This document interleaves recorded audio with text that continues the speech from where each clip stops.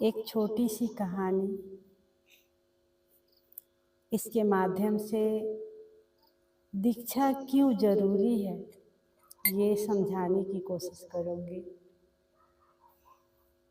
एक पिता अपने छोटे बच्चे के साथ घूमने जाता है।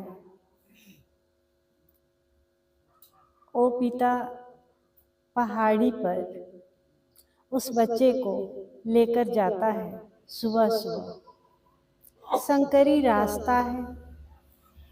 पिता अपने बच्चे का उंगली पकड़े हुए और पहाड़ी पर चढ़ रहा है।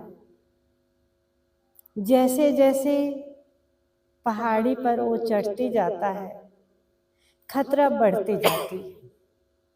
जैसा कि आपने देखे होंगे, जितना ऊंचाई होता है उतना ही खाई बढ़ते जाता है।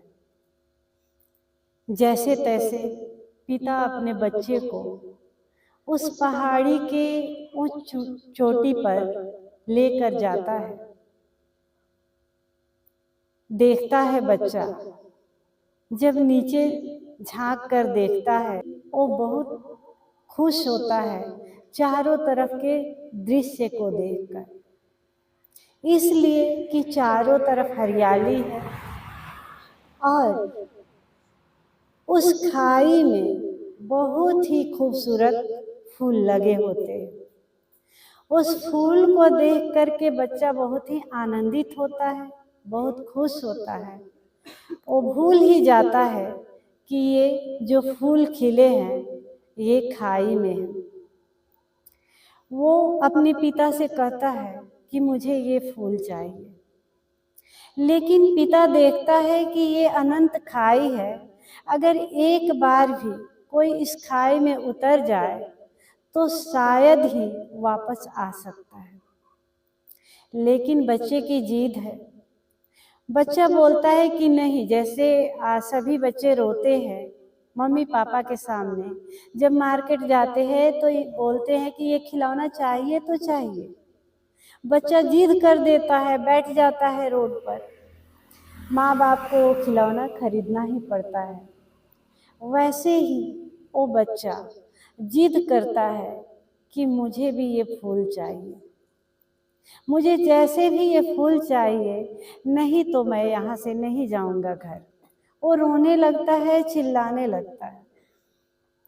पिता देखते हैं बच्चा अब तो जिद पर उतर गया है, जैसे भी अब इसको फूल देना ही पड़ेगा। लेकिन दे तो दे कैसे, क्योंकि खतरा बहुत है। पिता क्या करता है, बच्चे के कमर में एक रस्सी बांधता है और धीरे धीरे बोलता है कि तू खाई में उतर। धीरे धीरे वो बच्चा खाई में उतरता है और खुश होता है। जैसे जैसे वो फूलों के नजदीक पहुंचता है वैसे वैसे वो खुश होता है। क्यों? क्योंकि वहां पर बहुत सारे फूल खिले होते हैं, रंग बिरंगे फूल खिले होते हैं। बच्चा खाई में उतर जाता है। खाई में उतरते के साथ पिता बोलता है कि जल्दी से फूल तोड़ना और वापस आ जाना, नहीं तो अंधेरा हो जाएगा, हमें घर भी पहुंचना है।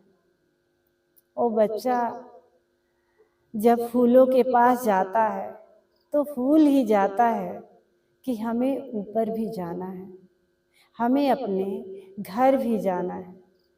वो आगे बढ़ते जाता है, फूलों के बगिया में आगे बढ़ते जाता है और भूल ही जाता है कि पिता भी है और हमें वापस जाना भी है।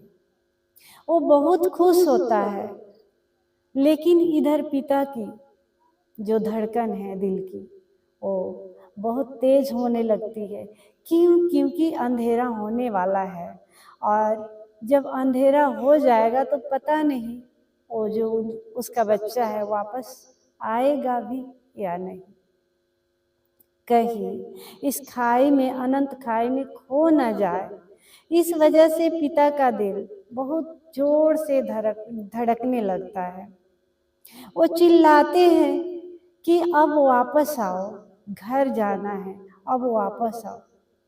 जो बच्चा है वो सुनता नहीं, फिर भी पिता आवाज लगाते रहते हैं कि अब बहुत हो गया, अब वापस आओ, अब घर चलना है क्योंकि अंधेरा हो जाएगा और फिर हम वापस नहीं जा पाएंगे, पता नहीं तुम कहाँ खो जाओगे।